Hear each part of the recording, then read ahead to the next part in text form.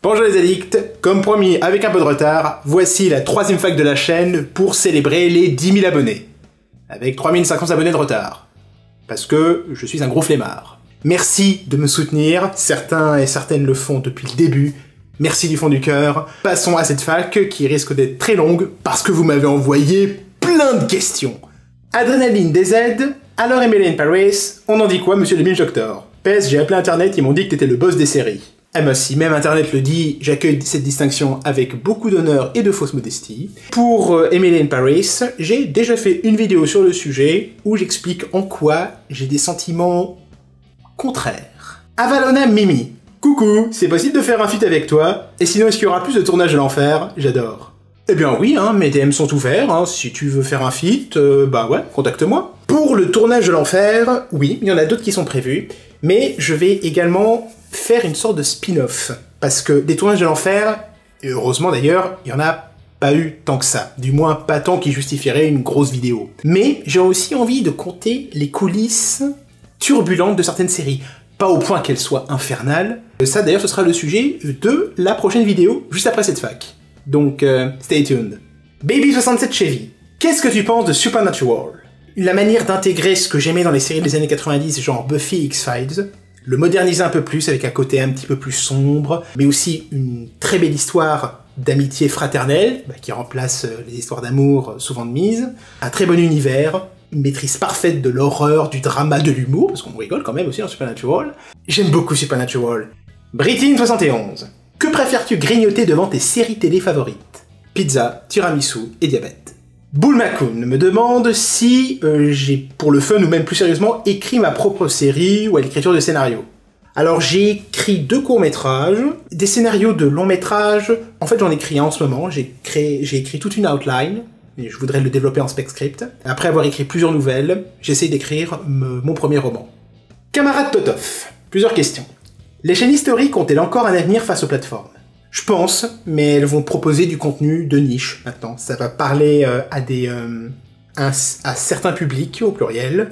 À quand une vidéo spécifiquement dédiée aux séries françaises? Ce qui m'intéresserait, c'est de faire une vidéo sur comment les séries françaises ont pendant un temps été à l'égal des séries américaines, et comment on a manqué de coche, et comment on essaye de reprendre du poil de la bête maintenant. Ça, c'est une vidéo que j'aimerais bien faire. Y a-t-il eu un successeur à Buffy contre les vampires? Je pense, rien que les créateurs de Doctor Who 2005 et de Supernatural, donc Russell T Davies et Eric Kripke, ont ouvertement admis que Buffy contre les vampires avait été fondamental pour la création de leur série. Des séries un peu young adult avec du fantastique. Buffy n'a pas créé ça, on peut remonter carrément dans les films adolescents des années 80, genre Teen Wolf, qui était, oui, un film à l'origine. Buffy n'a pas créé ce trend, mais c'était le modèle, et c'est toujours le modèle. Quelle ancienne série, avant 1990, pour borner, devrait faire l'objet d'un remake? Une série comme Clair de Lune, qui est une de mes séries préférées. J'aimerais retrouver une série qui mixerait à la fois la comédie, la tension sexuelle, la fleur de peau, le méta, l'inventivité dingue, parce que Clair de Lune, c'est une série qui était extrêmement audacieuse, c'est une des premières séries qui a fait du méta, qui a fait des épisodes en noir et blanc, qui a fait des épisodes musicaux, qui a fait des épisodes qui étaient interrompus carrément par les scénaristes qui déboulent devant la caméra. Franchement, j'aimerais une série comme ça. Comptes-tu poursuivre les vidéos courtes? Et si oui, que mettrais-tu dedans que tu ne dirais pas dans une vidéo longue? J'ai envie de continuer les shorts. Je profite que je sois indépendant de ce côté-là, pour en fait laisser le format dicter la durée. Voilà, ça c'est mon credo. Combien de temps avant que le public en ait ras la coiffe de Game of Thrones et de César Sads? Ça dépendra de quand est-ce que le public va se rendre compte qu'il ne faut pas comparer toutes les séries de fantasy à Game of Thrones. Arrêtons de comparer Rings of Power et House of the Dragon. Arrêtons de comparer The Witcher et Game of Thrones. Arrêtons tout ça, ce sont des propositions différentes qui sont valables. Si on devait comparer, je sais pas, toutes les séries policières à Hill Street Blues ou toutes les sitcoms à Friends, on serait mal quand même. Doit-on sauver le soldat Mickey? J'ai envie d'aider à sauver le soldat Mickey. J'ai aussi envie qu'il me donne des raisons pour. Enfin, la question la plus importante, tu prends combien pour dire du bien des experts Miami? Autant que toi pour dire du bien de Jennifer Lawrence. Je te connais. Plusieurs questions de CC. Bonsoir Clément, bravo pour tous tes abonnés. Quelle est ta dernière série coup de cœur? J'ai plutôt accroché à Shrinking, la dramédie de Bill Lawrence, le créateur de Scrubs, sur un psy joué par Jason Segel qui commence à perdre les pédales. C'est vraiment tout ce que j'aime chez le Bill Lawrence post-Scrubs. J'aime beaucoup Scrubs, mais post-Scrubs, il a commencé à faire des des dramédies plus intenses, plus graves. C'est des gens cabossés qui tentent de faire mieux et qui font n'importe quoi, et c'est souvent drôle, mais aussi souvent cringe. C'est très bon Shrinking, j'ai beaucoup aimé. Quelle nouvelle série ou saison attends-tu impatiemment? Clairement la saison 2 de Severance. Le concept, le high concept est tellement magistral, l'exécution hallucinante et glaçante. C'est un thriller qui m'a fait penser beaucoup à Mr. Robot. Et Mr. Robot, c'est une de mes séries préférées, mais de tous les temps. D'autant que le cliffhanger à la fin était un des plus réussis que j'ai vu de ma vie. Donc ouais, Severance. Les séries très cotées qui te font bailler, les séries sous-cotées, je suppose, ou trop peu vues, à part Game of Thrones, tes séries fantasy préférées. Les séries très cotées qui me font bailler, Mad Men, passionnante à décortiquer et analyser, chiante à regarder. Du moins, c'est ce qui a été le visionnage pour moi. Une série sous-cotée, pas assez vue. J'adore conseiller Tell Me You Love Me, qui est peut-être la série la plus radicale qui ait jamais fait HBO. Très inconfortable par contre, hein. C'est très radical, c'est très minimaliste. Vous avez des scènes chaudes, on va dire, extrêmement graphiques. On est à l'extrême limite du mainstream. Mais quand tu vois la série, tu comprends pourquoi ils ont fait ça. C'est inconfortable, c'est profond, c'est déchirant. C'est tout ce que j'aime dans le côté le plus expérimental et radical. Mes séries fantasy préférées, j'ai fait une vidéo sur 10 séries de fantasy à redécouvrir. Sinon, j'ai toujours eu un grand faible pour Xena la guerrière. Je continue à être fan de ce truc, et je le serai toujours. Un classique des débats enflammés de mauvaise foi. Ton classement des interprètes de Doctor Who. Les meilleurs compagnons de Docteur, les meilleurs épisodes, et le classement des showrunners. Bon, un jour faudra que je vous fasse une vidéo sur mes goûts dans Doctor Who. Alors, le classement des interprètes. Je trouve qu'ils ont été tous bons. À la notable exception de Patrick Troughton et de Jodie Whittaker. Troughton, il a un docteur qui manque cruellement de personnalité, le deuxième docteur. J'ai pas trop aimé le 13, Jodie Whittaker. Je trouve qu'elle brillait pas dans ce rôle. Mais l'écriture de Chibnall ne lui a pas donné beaucoup d'opportunités. À part ces deux-là, franchement, j'ai pas vraiment de préférence. Je vais avoir une préférence pour des docteurs, mais pas forcément pour les interprètes. Les meilleurs compagnons, je sais pas, je suis très fan de Yann et Barbara, qui ont été les tout premiers, les premiers compagnons de First. Ils sont extrêmement actifs, extrêmement volontaires, ils prennent plein de risques, en même temps ils ont leurs faiblesses. C'est un couple très alchimique. Dans la série moderne, j'aime beaucoup Rose et Donna. Les meilleurs épisodes dans la série classique, Destruction of Time. C'est un épisode qui conclut l'arc, donc faut pas le regarder tout de suite, faut regarder les 11 autres épisodes avant, désolé. Mais ce final m'a glacé le sang. C'est un final sans happy end. C'est un final intensément tragique.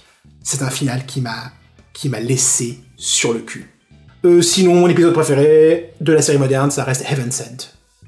Le monologue du 12e docteur piégé dans le journal, c'est... Waouh, des frissons, quoi. Classement des showrunners, j'aime beaucoup ce qu'a fait Russell T Davies, j'aime beaucoup ce qu'a fait Steven Moffat, beaucoup moins ce qu'a fait Chibnall. Dans la série classique, Verity Lambert, qui était la première showrunneuse, a fait un travail de dingue. Sans elle, le Doctor Who n'aurait jamais pu avoir le succès qu'il y a eu aujourd'hui.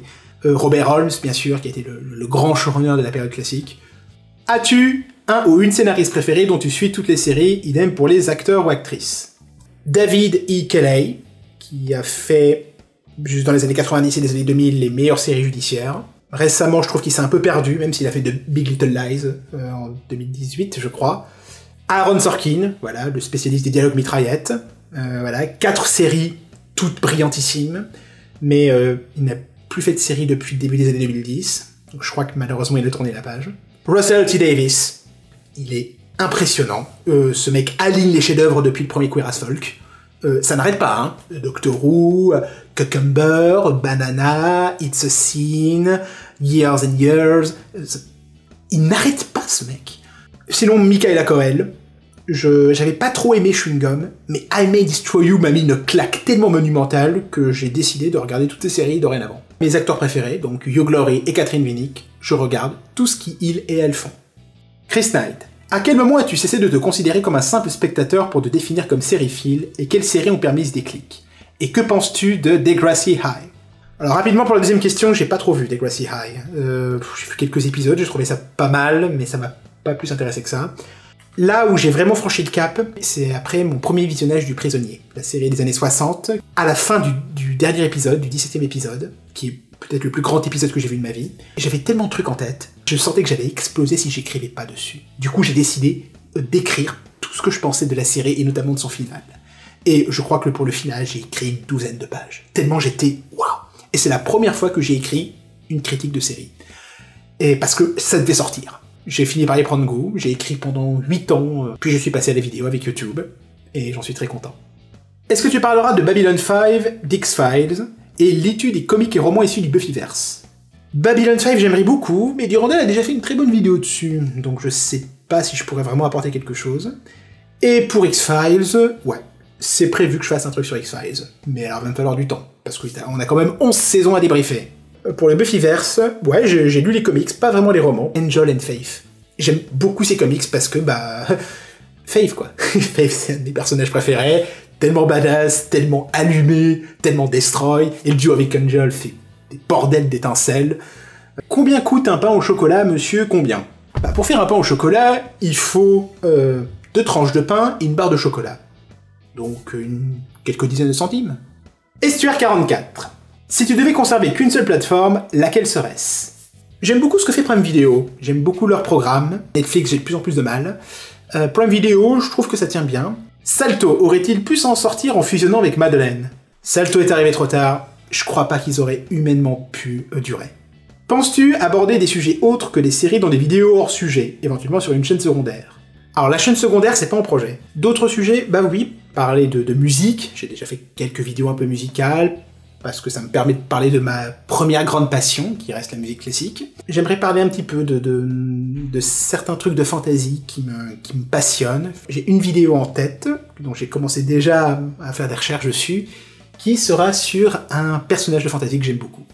D'autres collaborations sont-elles envisagées sur ta chaîne? Oui, complètement. Il y a notamment une collaboration que j'aimerais beaucoup faire avec Rebeu des Bois, qui est un mec dont j'apprécie beaucoup les vidéos, qui parle avec une telle passion, avec beaucoup de love.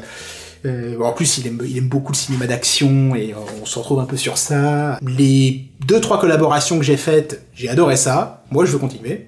Finalement, il y a eu un nouveau Game of Thrones ou pas? Alors, référence à une petite vidéo que j'ai fait il y a 1 an, là, pour le moment, la réponse est non. On n'a clairement pas de nouveau Game of Thrones. Il faut trouver le bon matériel de base. Parce que, bon, moi je serais pas contre une série de fantasy originale, quand on sait que la SF originale, genre Babylon 5 ou Battlestar Galactica, ça a bien marché, pourquoi pas de la fantasy originale? Mais bon, vu que c'est pas à l'ordre du jour apparemment, si on adaptait de la fantasy, qu'est-ce qui pourrait rivaliser avec Game of Thrones? J'avais parlé déjà des annales de la Compagnie Noire de Glenn Cook. Si vous voulez de la darkitude, c'est plus dark que Game of Thrones, franchement. Puis Terre et Mer, qui a eu 2-3 adaptations, mais aucune ne valait le coup, donc pourtant il y a tellement de richesses chez Ursula Le Guin, donc moi je serais pas contre. Ce serait quelle série le X-Files français? Techniquement ce serait OVNI, mais j'ai trouvé OVNI simplement correct. La Brigade des Maléfices en fait. Ça a été fait 22-23 ans avant X-Files, mais techniquement c'est celle-là le X-Files français. Quels sont selon toi les meilleurs sites concernant les séries? Je ne peux pas ne pas dire le monde des Avengers, qui est après tout le site pour lequel j'ai écrit pendant 8 ans, et même s'il est un peu à l'arrêt en ce moment, j'ai été très content de participer à ce site, et moi je le trouve bien ce site. Sinon, côté actualité, des journaux comme Variety, Vanity Fair, le New York Times ont d'excellents chroniqueurs là-dessus. La plupart de mes vidéos vraiment sérieuses, genre le binge-watching ou la grève des scénaristes, j'ai beaucoup puisé dans Variety et compagnie. Est-on en droit d'espérer une vidéo sur les séries Warhammer 40 000 à l'occasion du 40 millième abonné? Le tarot de l'empereur l'a prophétisé. J'attends que le grand primarque des ultramarines, Reboot Gilliman, valide mes scripts. Le petit binge-octor que je suis n'a pas trop envie de finir ses jours avec un power fist planté dans son... Quelle série gagne à être vue en étant alcoolisée? Je testerai, merci. Clairement, les séries musicales un petit peu extrêmes, genre The Singing Detective ou Cop Rock. Ça doit décupler, je pense, l'immersion dans le plus gros weird. Has the jury reached a verdict? We have, Your Honor.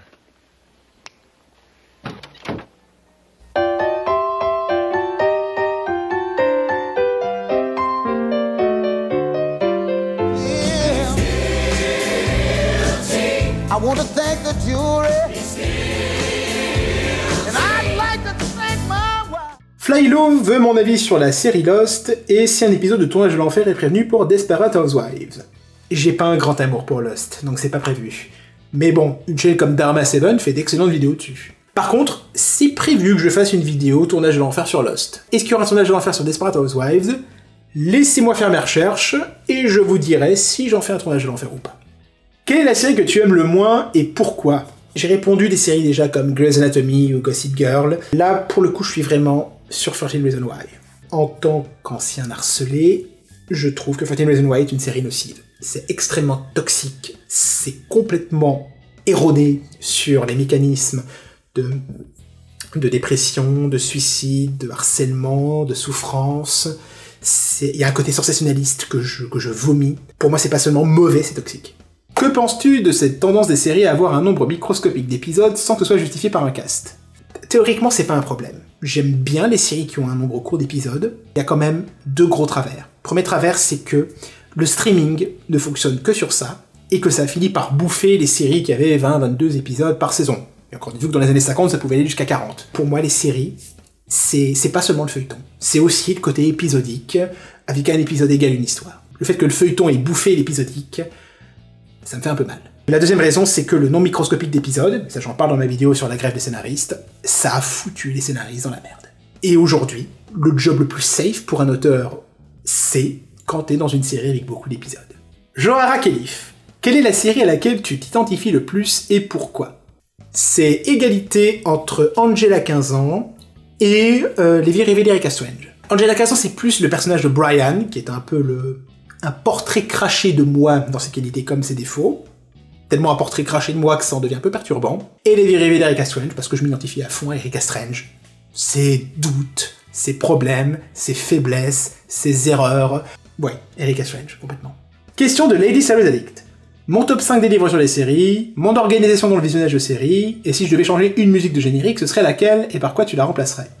Mon top 5 des livres sur les séries, j'ai déjà fait une vidéo en fait dessus, où je parlais de 5 livres que j'aimais beaucoup. Vous pouvez la regarder, même si elle date un petit peu. Mon organisation, néant. J'ai un compte bêta série qui me permet juste de voir où j'en suis, mais c'est très chaotique, hein. Je regarde un petit peu tout ce qui me tombe par la main. Changer une musique de générique? Non. Ton personnage préféré dans Friends? C'est une réponse un peu multiple. Techniquement, c'est Phoebe, puisque c'est le personnage le plus timbré, le plus fantasque, un peu comme on dit aux États-Unis, de secret sauce, qui permet à la série de marcher. Je m'identifie pas mal à Gunther, beaucoup de raisons. Quelles sont les chaînes YouTube que tu regardes? As-tu des créateurs de contenu en dehors des chaînes sur le cinéma ou les séries que tu apprécies particulièrement? Je dois être abonné à une centaine de chaînes sur YouTube, donc c'est compliqué. Hello Future Me, qui est une chaîne qui est beaucoup dédiée à tout ce qui est écriture et world building et analyse d'œuvres justement par ce prisme-là. C'est une masterclass d'écriture et de world building de bout en bout. Like Stories of Old, c'est une chaîne qui a un peu changé ma vie. C'est aussi une chaîne, voilà, sur une analyse d'œuvres en général, mais sur quelque chose de beaucoup plus viscéral, avec un ton beaucoup plus émotionnel, et en même temps très érudit, avec beaucoup de sources. C'est le mix d'émotions et d'analyse que j'ai toujours rêvé d'atteindre. Sinon, je regarde beaucoup de chaînes scientifiques et de chaînes musicales, parce que c'est des passions que j'ai, des sciences et musique. J'ai beaucoup de tendresse pour TNA. C'est une chaîne qui propose des arrangements orchestraux de musique de jeux vidéo, et le mec est en train de faire un marathon Golden Sun, où il adapte en orchestre toutes les musiques de Golden Sun, qui est mon jeu vidéo préféré. C'est à tomber.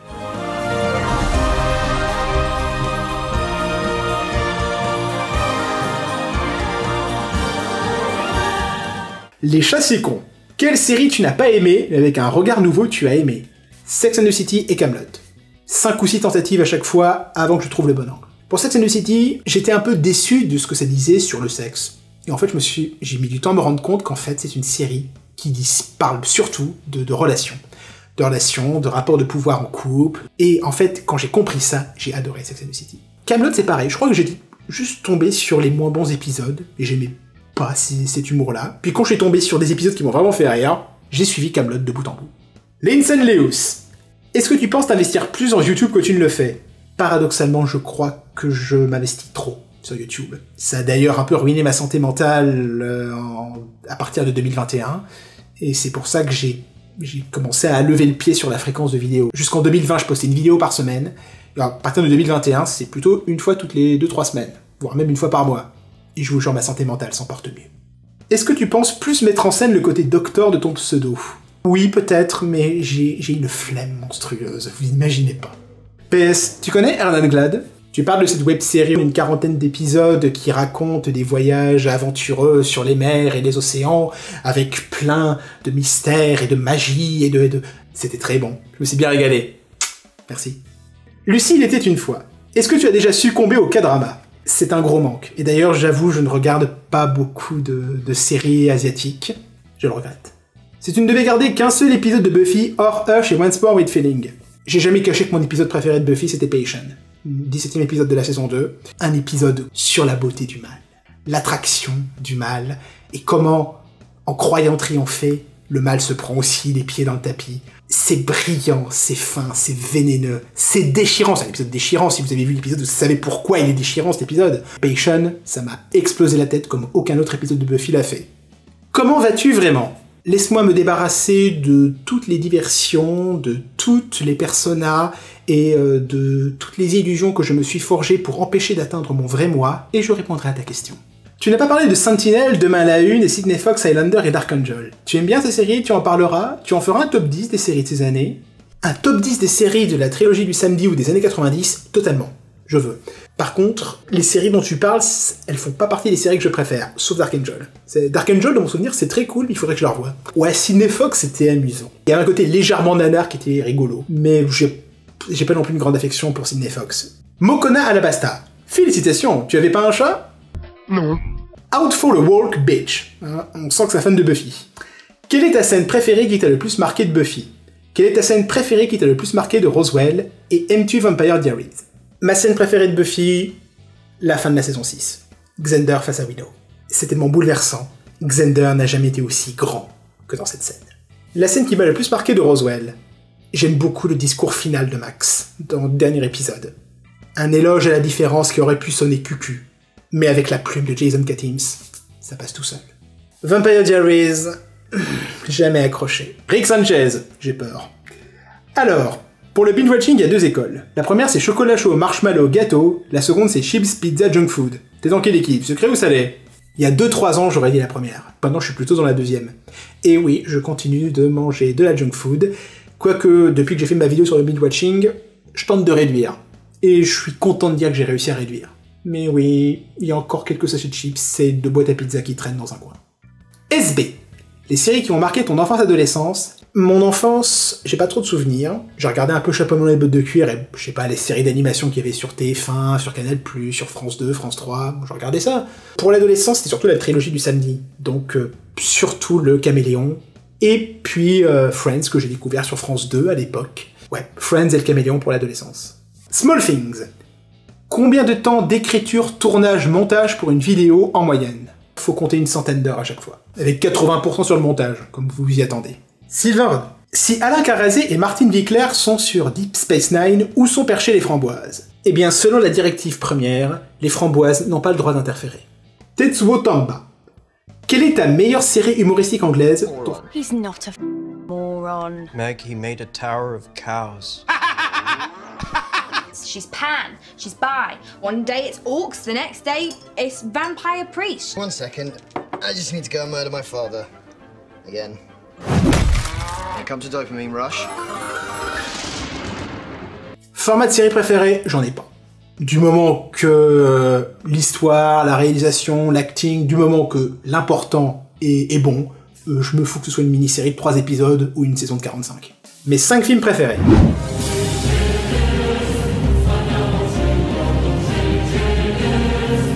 Lead the battle against terrorists. Aye.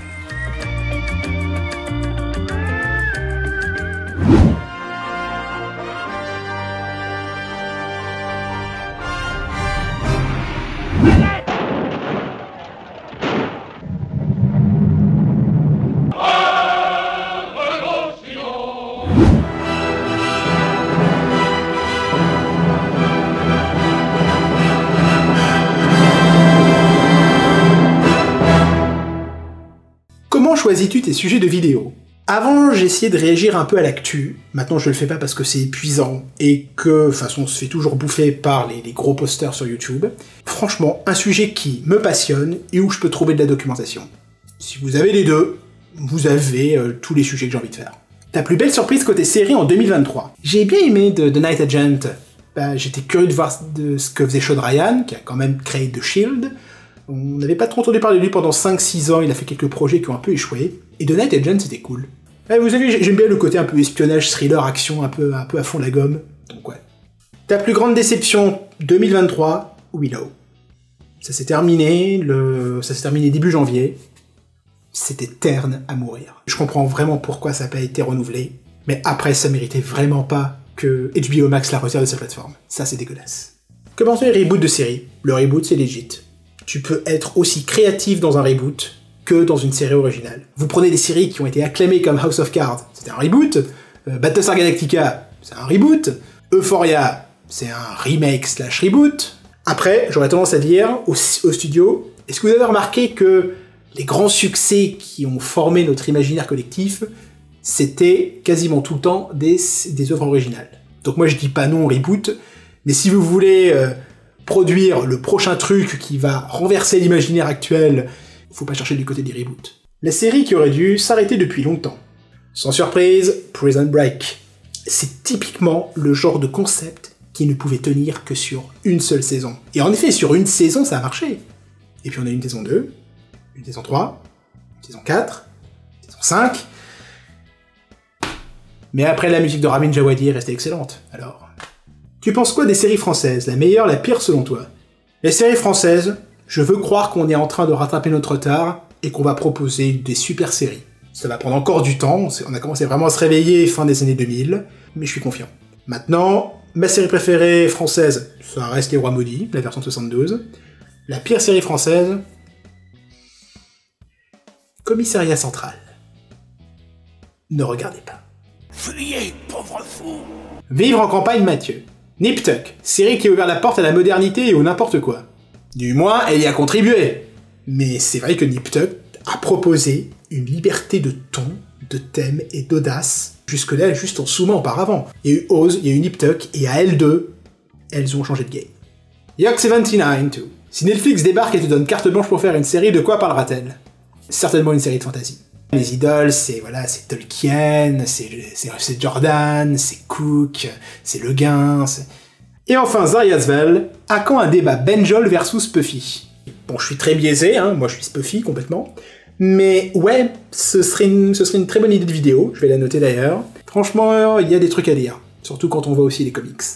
Merci pour cette fac qui promet d'être interminable, ça va couper sévère au montage. Je vous remercie pour les 10 000 abonnés, et on va continuer ensemble. Merci à tous!